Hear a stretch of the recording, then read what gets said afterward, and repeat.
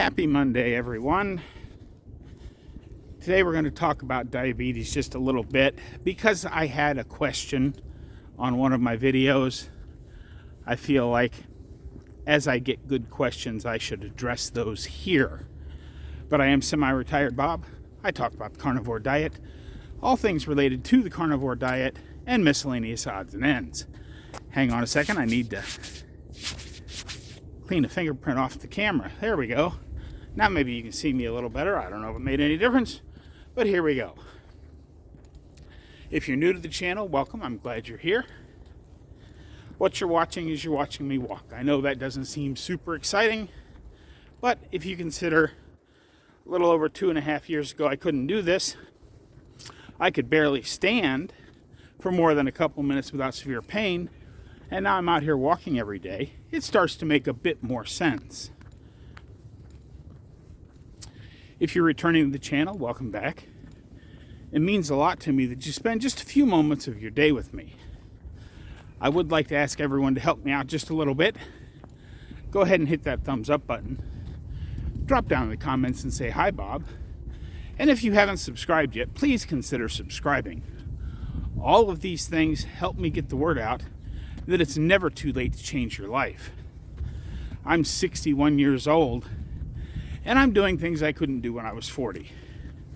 Like out here walking every day. Now I'm going to pick up the pace just a little bit. We're walking up that long hill. As you can see, it's a beautiful, bright, sunny day in Omaha, Nebraska. I've actually only got my blue gloves on today because it's about 35 degrees. It's pretty nice, and it's supposed to be almost 50 tomorrow before we return to normal Nebraska weather on Wednesday. But this is day 27 of World Carnivore Month.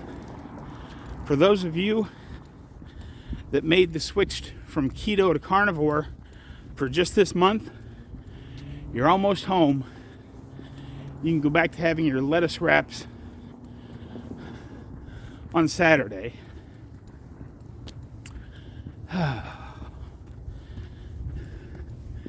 This is a big week for me.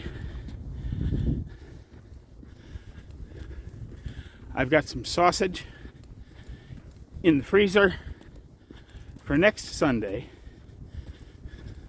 because, you know, Groundhog Day is coming up and you have to have groundhog on Groundhog Day.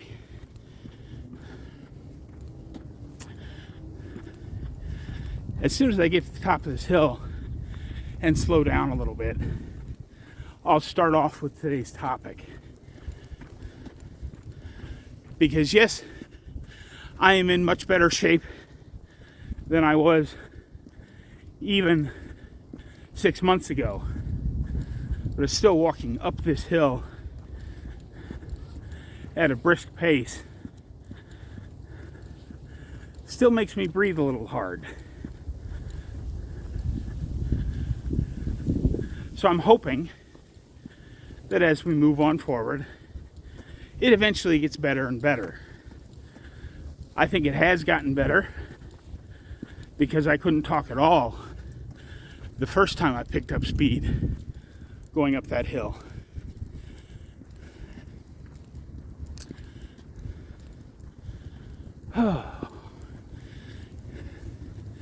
Now we're down to a more leisurely pace. My normal walking pace. But I got the question.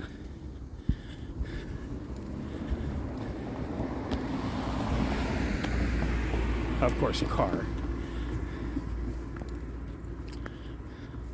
I don't remember it exactly, and I'm not going to name any names, but she was saying that she wears a continuous glucose monitor,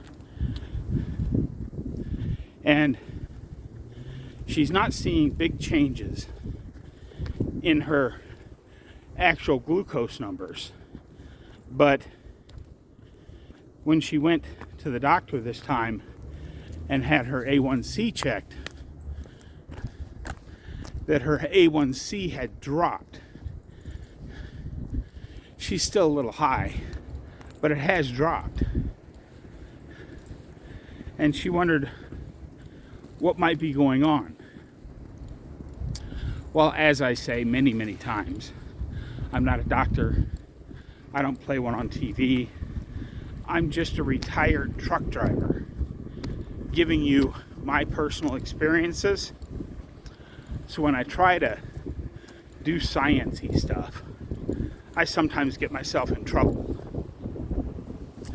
But anybody that watches my videos regularly, I feel like if you ask a really good question that needs to be explained better than just a quick 3 or 4 sentences typed in the reply bar on the comment, that's what this channel's all about. Besides just showing you that you don't have to be a slave to your diseases and your drugs. But what can happen? The reason diabetes unchecked is so dangerous that when you eat a carb load, your blood glucose spikes way up and then slowly over time drops back down. If you're wearing a continuous glucose monitor and you watch your numbers and you're just getting the little bumps when you eat as opposed to the great big spikes, you're doing okay. It can take a long time for your actual blood glucose level to come down because our bodies can make glucose via gluconeogenesis. Now, I'm not big on the science on how long it takes for your body to become fully fat adapted to where you don't need gluconeogenesis to up the amount of sugar in your blood. That's not what this is about. I understand it can happen as you're first getting started, even several months.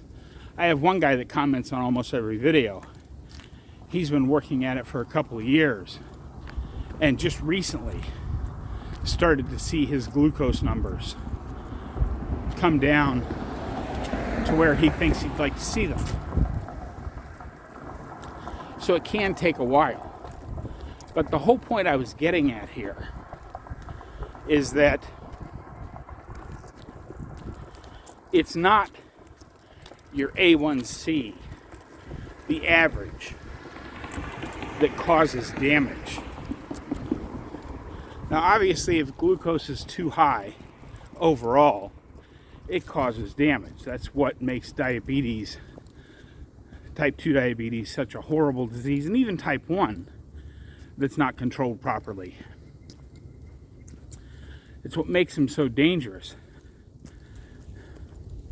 Because yes, the elevated blood glucose levels do glycate your tissues. But the real damage happens during those big spikes.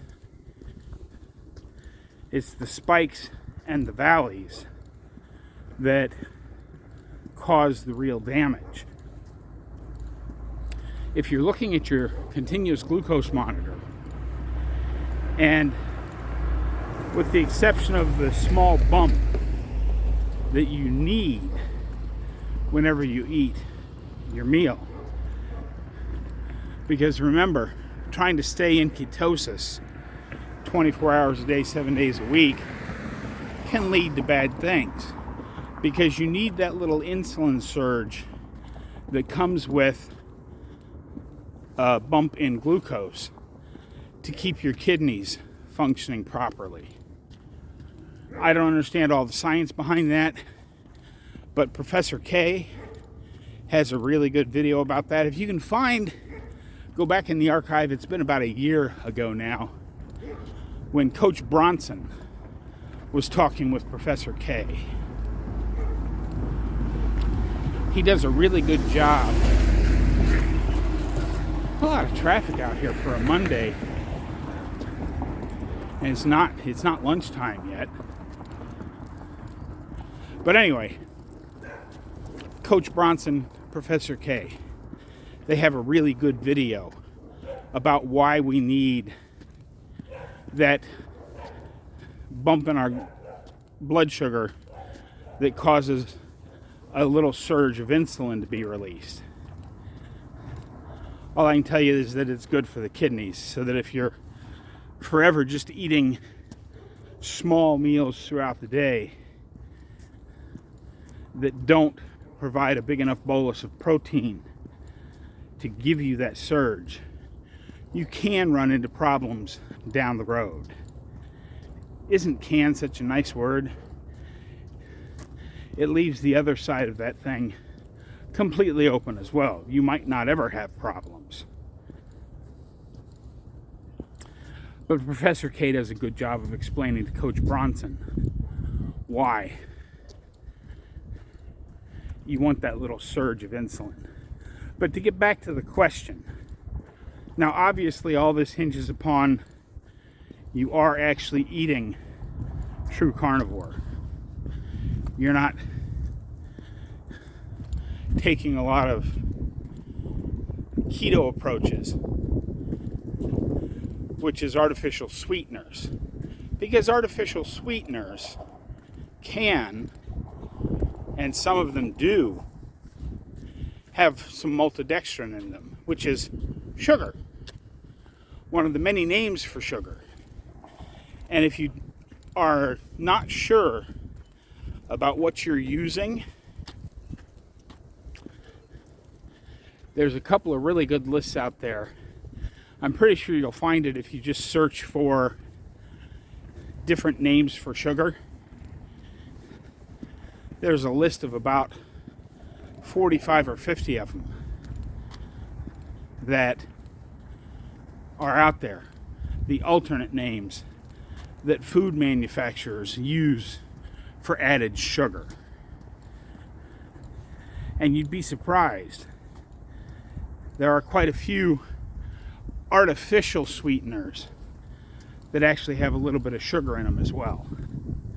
But provided you're not using any of that stuff, I wouldn't worry about it too much, as long as you're not seeing the big spikes on your continuous glucose monitor.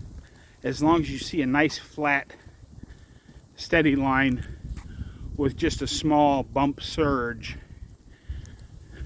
when you eat, your blood sugar will eventually level out and your A1C will continue to come down. And of course you will continue to lose fat as well. So there's a lot of factors at play here. And I'm not scientist enough to tell you what all of those factors might be. So all I can say is keep on keeping on, keep an eye on your continuous glucose monitor. And if you need extra help, Dr. Barry has a private group that's just $5 a month, and that gives you access to asking questions of both him, his wife, and all of his very well educated moderators. They can help you a little more. And if you're really concerned about it, Professor K does consulting.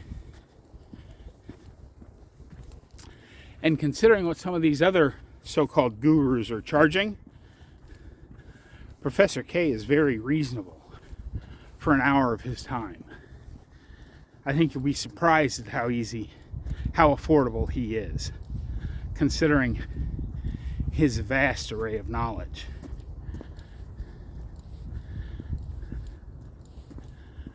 But I don't like to get into the political stuff here. I do have one thing to say about the upcoming hearings on RFK Jr. becoming the head of Health and Human Services, I think it is. Basically, he's going to be the guy in charge of our health.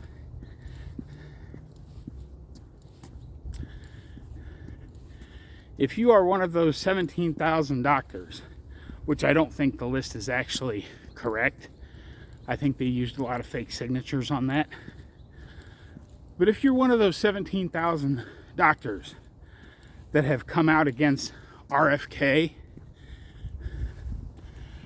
what I need you to do is release your financials so we can see who is paying for your opinion on RFK. I suspect that we will see a lot of big food and big pharma donations to these doctors to get them to come out against RFK Jr. It's going to be interesting to watch.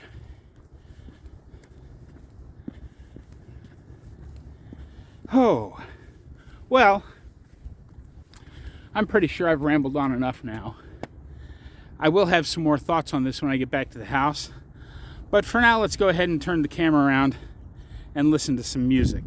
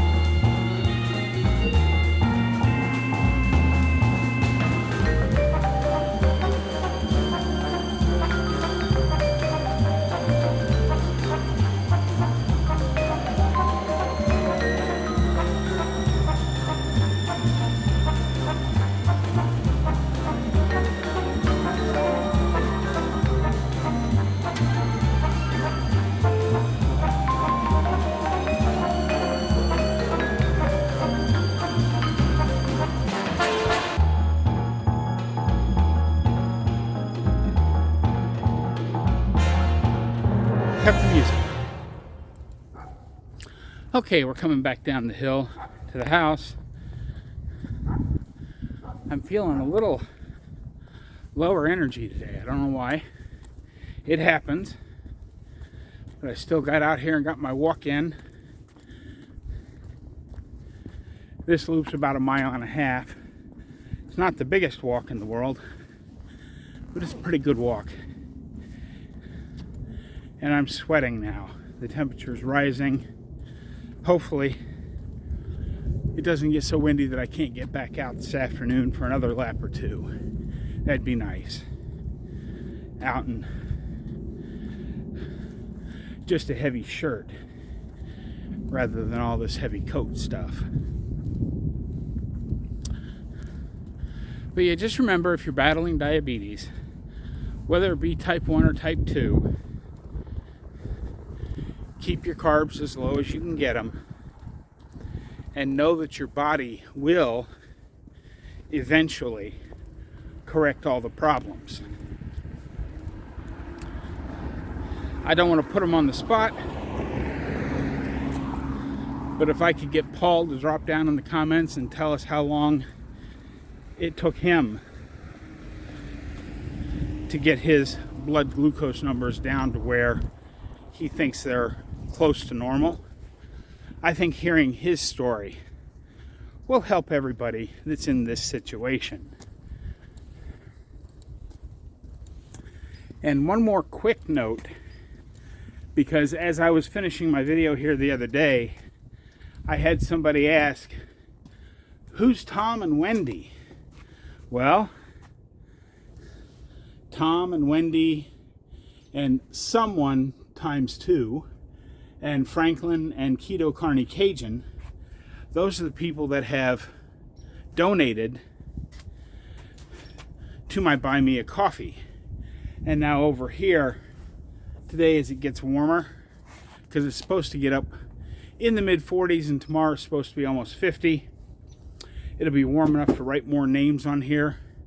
I'm going to go ahead and put channel member names on here as well, just as a little thank you for those of you who donate to my channel. Whether it be through Buy Me a Coffee membership, or I got a PayPal link down there, or via the super chat or whatever. If you donate to the channel, I want to say thank you by putting your name up on this board. I haven't decided what I'm going to do when and if this wall gets full. I'll have to move to the other side, and then when the whole trailer gets full, I'll have to come up with something else. But given the rate people donate to the channel, it's going to be a year or two before I have to worry about that, which is perfectly okay. Don't get the impression that I'm begging for donations, because I'm not. I just think this is a nice way to say thank you to those who have decided they wanted to donate to my channel. But anyway, hopefully some of what I said today made sense. I'm not very good when I try to explain sciencey stuff, but I give it my best shot. Like I said, somebody asked the question, so I thought it was worth more than just a couple of typed sentences in the comment section. But I hope you all enjoy the rest of your Monday. Don't forget, get out there, be 1% better. Today, tomorrow, every day. Have a great day, folks. I'll see you in the next one.